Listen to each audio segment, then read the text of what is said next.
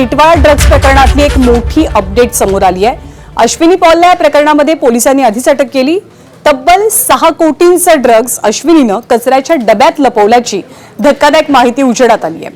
पोलिसांनी अश्विनीवरती बारकाईनं पाळत ठेवलेली आणि अश्विनीच्या घरामध्ये पोलिसांनी प्रवेश कसा केला त्याची कहाणी सुद्धा रंजक आहे। पोलीस काही थेट तिच्या घरी गेले नाहीत, तर आपण पालिका अधिकारी असल्याचं भासवत पोलिसांनी या भागामध्ये सर्वे सुरू केला आणि पोलीस अश्विनीच्या घरापर्यंत पोहोचले। पालिका अधिकाऱ्यांच्या वेशात पोलिसांनी सापळा रचला, तिच्या घरावर छापा टाकला आणि हे ड्रग्ज जप्त करण्यात पोलिसांना यश मिळालं। तर तिचा लिव्ह इन पार्टनरच तिला ड्रग्ज पुरवायचा हे सुद्धा तपासाअंती उघडकीस आलंय।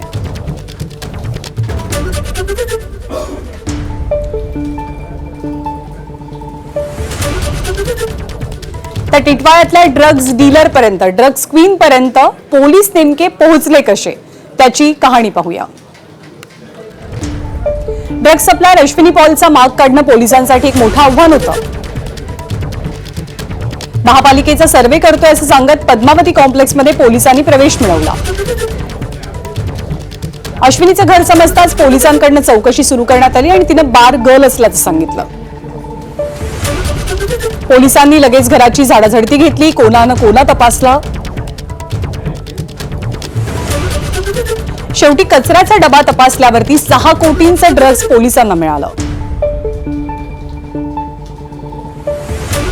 अश्विनीचा लिव्ह इन पार्टनर अमीर सय्यदच या ड्रग्जचा पुरवठा करत असल्याचं समोर आलंय। सय्यदने दिलेल्या ड्रग्जची अश्विनी विक्री करायची। अश्विनी दर 3 महिन्याला घर बदलायची आणि 2च महिन्यांपूर्वी ती टिटवाळ्यात राहायला आलेली। अमीर सय्यदनं तुरुंगात जाण्यापूर्वी अश्विनीकडे त्याच्याकडचे सगळे ड्रग्ज दिलेले होते। अश्विनीकडे रुखसाना शेख नावाचं आधार कार्ड सुद्धा सापडलंय।